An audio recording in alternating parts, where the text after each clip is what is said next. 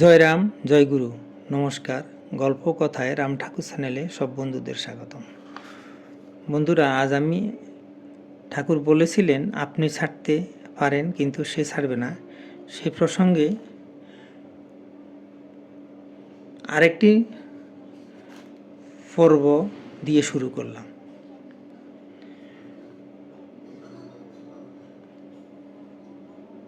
এই পর্বে অজিতবাবু আবার প্রসঙ্গটি শুরু করলেন। তিনি বললেন, দয়াল শ্রীরাম ঠাকুর বলে গেছেন উপায় নিরুপায়। অর্থাৎ মানুষ যখন কর্তৃত্ব বুদ্ধি দিয়ে আর কোনো কিছু করার উপায় না পেয়ে নিরুপায় হয়ে ঈশ্বরের শরণাগত হয়, তখন ভগবান সাড়া না দিয়ে থাকতে পারেন না। ওই ভগবানের স্বভাব। এরূপ সংকটপূর্ণ অবস্থায় অজিতবাবু একটা ক্ষীণ কণ্ঠস্বর ভেসে আসতে শুনতে পেলেন। ওই কণ্ঠস্বর খুব মধুরভাবে তাকে বলল, এখনও একটি নাম অবশিষ্ট রয়েছে, তুই ওই নাম স্মরণ কর। অজিতবাবু মনে প্রাণে চেষ্টা করতে লাগলেন আর একটি কী নাম স্মরণযোগ্য রয়েছে, অথচ আপ্রাণ চেষ্টা করেও তিনি যেন কোনো নাম খুঁজে পাচ্ছিলেন না। অবশেষে তাঁর মানসপটে তিনি কপিলনাথের শ্রীপট দেখতে পেলেন এবং অন্যদিকে ওই মধুর ধ্বনি, তোর ভাণ্ডারে এখনও একটি নাম আছে, স্মরণ কর। শ্রী শ্রী ঠাকুরের শ্রীপট এবং ভেসে আসা ওই মধুর কণ্ঠস্বর অজিতবাবুকে একটি নাম স্মরণ করার জন্য যে প্রেরণা যোগাতে লাগল। এদিকে ওই বিমূর্ত নারী মূর্তিটি যেন সমস্ত আকার জুড়ে নানা রঙের রামধনুর কাঠামোর ভেতর একটি রূপ ধরতে চলেছে।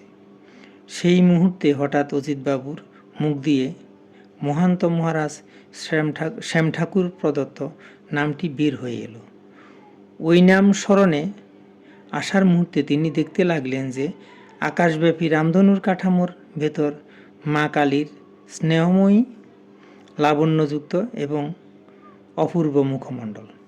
স্বাভাবিক কালী মূর্তির মতোই ওই মূর্তির মুখমণ্ডল ও জিহ্বা বের করা ছিল, কিন্তু সেই শ্রীমুখে এত অপূর্ব মধুর ভাব ছিল যে আনন্দে অজিতবাবুর প্রাণ ভরে গেল।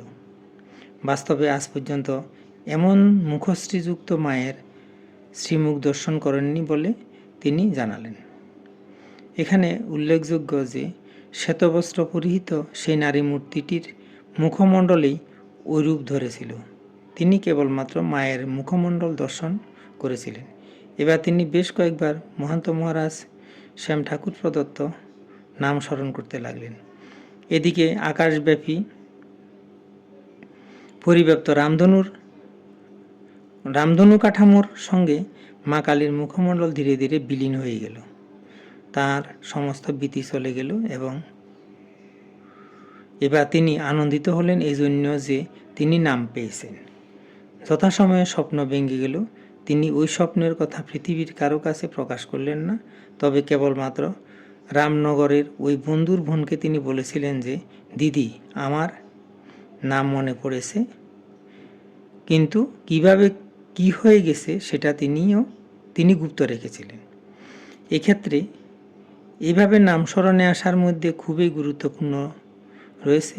প্রথমত অজিতবাবু গোড়া থেকেই ভাবতেন, আমি নাম করব কি, যার নাম তিনি করাবেন।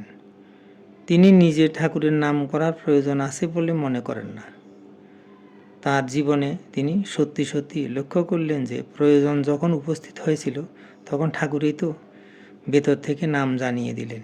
তিনি বিশ্বাস করেন তার প্রয়োজন হলে ঠাকুরই তাকে দিয়ে নাম করিয়ে নেবেন। দ্বিতীয়ত, তিনি কালী, কৃষ্ণ ইত্যাদি ভেবে ভেবে নিজের মধ্যে বিভ্রান্তির মধ্যে ছিলেন এবং স্বপ্নে ভাবছিলেন কোন দেবতার চেয়ে কোন দেবতা অধিক শক্তিধর।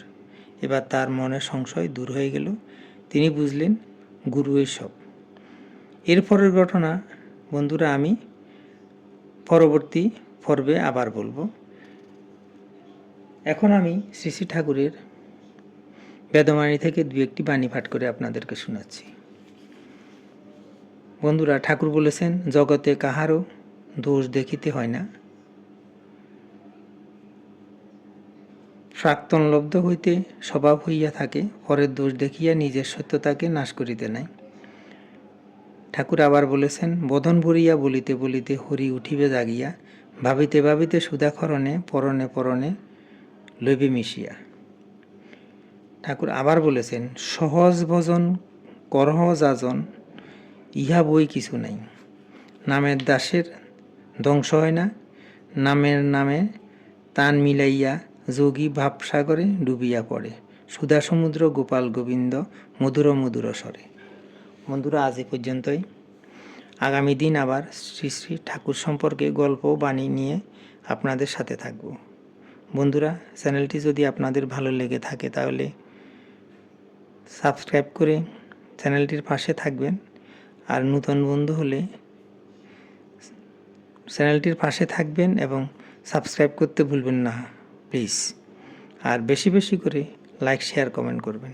ধন্যবাদ, ভালো থাকবেন। জয় গোবিন্দ, গুরু কৃপাই কেবলম।